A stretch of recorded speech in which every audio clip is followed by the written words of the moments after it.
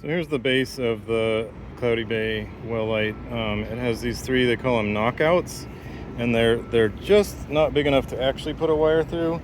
So you could like knock the whole thing out, would be fine.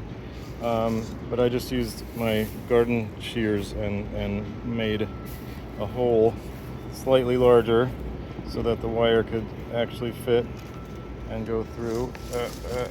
One-handed, hold on a second. Boop, boop, boop. And then so now I pushed it through, and I can connect the lamp inside that I dropped through the bush, and I have to go find, oh, there it is. How exciting is that? Treasure hunting. So they have the two wires already water sealed onto the fixture, and so all I need to do is to connect those two wires.